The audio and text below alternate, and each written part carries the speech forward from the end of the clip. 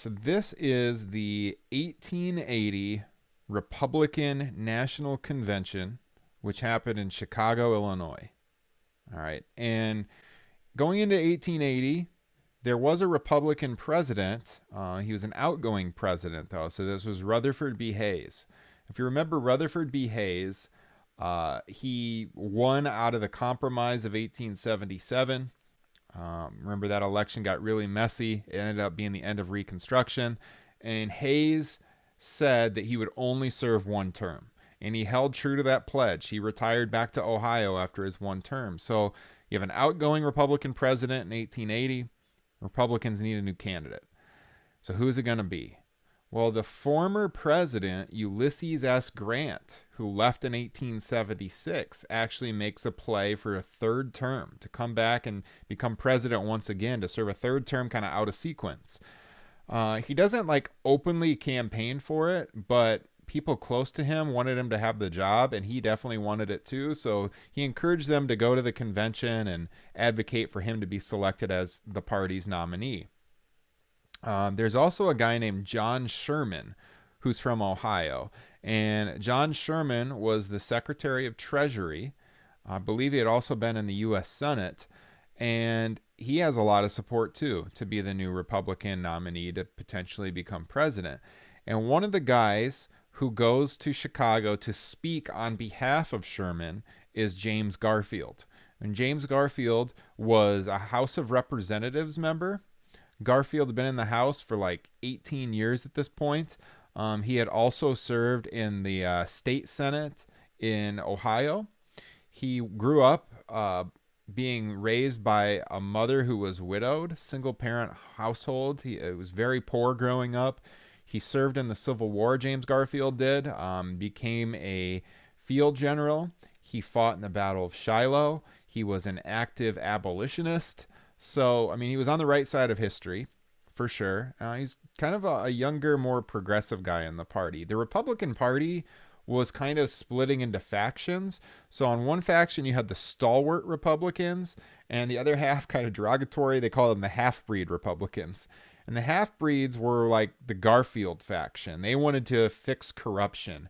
When Grant was president, he was dogged with all these allegations of corruption, but it wasn't really him. It was the people around him. He had 4 cabinet members resign for corruption charges. So this is why his administration was kind of looked at poorly. And so some people thought we can't have him be president again, but he's got a lot of support at the convention.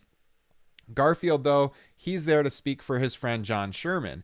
And John Sherman had helped Garfield get elected U.S. Senator from Ohio. Back then, the state legislatures chose the senators. There wasn't a general election among voters. That's not until the 1900s. So Garfield had been elected U.S. Senator, but he wasn't going to take office until the next year, 1881, and he would actually never take office because he gets elected president. And it's weird. So how did this happen? So in this picture, this is Garfield speaking on behalf of Sherman. And they had like 30-some ballots, and nobody won enough delegates to be the party nominee. Grant couldn't get enough. Sherman couldn't get enough. And eventually people started talking, what about James Garfield? He gave a heck of a speech up there. James Garfield was already known coming into the convention as one of the more dynamic figures in the party. He could give a really good speech. He had been around Congress, and people liked him. And so what happened is the people who were split between Sherman and Grant decided to just compromise and go with James Garfield. And he gets chosen on like the 36th ballot, I think, to be the nominee. So he goes to Chicago just to give a speech in support of his friend, and he leaves Chicago the Republican nominee for president. That's really bizarre. Now remember, Garfield was the newer breed Republican, the half-breeds they called him. Now the old stalwarts in the Republican Party weren't super happy that he was going to be the standard bearer. So they chose a guy to be his running mate named Chester Arthur from New York, who was kind of corrupt. He was involved in the old party machine. He was a stalwart, and he's made the vice presidential candidate to kind of satisfy everybody. I wanted to show you this because this is a pretty remarkable political cartoon. This was in Puck magazine. Puck magazine had some of the best political cartoons of that era. So this is Ulysses S. Grant, and they're criticizing him for running for a third term. right? And he's a flying trapeze, and he's holding up all this corruption, right? These are all the people under him that have been accused of corruption in the past. This political cartoon just kind of shows the changing of the guard. So James Garfield, he's the new Republican standard bearer. He's the nominee for president. So here's U.S. Grant handing over the reins to the party, or this sword, which says imperialism. People were starting to say the Republicans were supporting imperialism, which we'll get to when we get to the annexation of Hawaii. Here's the poster for president, the Grand National Republican banner, 1880, Garfield of Ohio, Arthur of New York. And he wins the presidency.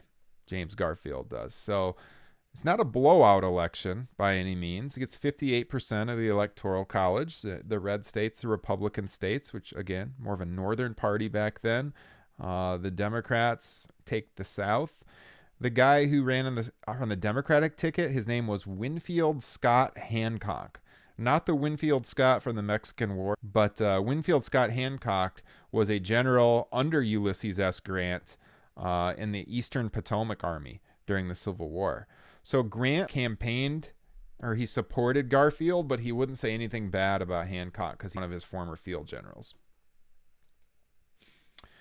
So unfortunately, the thing about James Garfield is he was assassinated just a few months in as president. He's one of the great what-ifs, because he had a lot of great ideas. He did make a difference in just the few months he was there, because there was a lot of corruption in the U.S. Postal Service at this time, and he comes in on this platform where he's going to fix corruption in the government. He reforms the Postal Service. He nominates a guy to the U.S. Supreme Court. There's an opening. He seats a guy on the Supreme Court, a legacy that'll live on for decades. But in July, so he takes office in March, and in July of 1881, he's shot, and he dies in September of 1881. So he lived 2.5 months after he was shot, actually. So we'll get into the story of how this happened. So the guy who shot him, his name was Charlies Guiteau. And Charlies Guiteau was insane. I mean, literally. His defense at trial was that it was the insanity defense. It was the highest profile case ever to use the insanity defense to that point in time. And so Charlies Guiteau was actually a supporter of James Garfield. And you kind of find when you look at sometimes these assassinations that sometimes deranged supporters that do it. Look at John Lennon. The guy who killed John Lennon was a fan of his. Sometimes weird stuff happens because people just aren't mentally there. Charlies Guiteau thought he was responsible in part for Garfield's election because he had written a speech in support of Garfield that he went around giving. And Guiteau had actually given the speech personally in front of Garfield during the campaign at one point in time. So when Garfield's elected, Guiteau goes to D.C. to demand a job in the government. He thinks that he deserves a job in the government. And back then, you could show up at the White House and you could get an audience with the President of the United States if there was an opening. So he goes there and he actually got a meeting with President Garfield. And he goes and he says he wants to be like an ambassador to Austria or France. And Garfield's kind of like, doesn't even know who this guy is and says no. And Guiteau keeps coming back to the White House so many times that they actually banned him from the White House. Becomes enraged, decides he needs to kill Garfield and that he's going to be a hero for killing Garfield. So on July 2nd, 1881, Garfield goes to the old train depot in D.C. The building is no longer there, and he's going to be taking a trip. And as he walks into the train depot, who's waiting for him? Charlies Guiteau with a revolver. Guiteau had previously been dropped off there by a guy who had, like a carriage, a taxi service back then.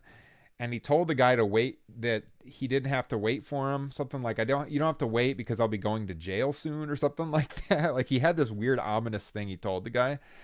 Anyways, he's in there waiting in the shadows for Garfield. And as the president walks in, he comes up behind him and he fires his gun and shoots him from behind. They immediately tackle Guiteau, who is then taken off into custody.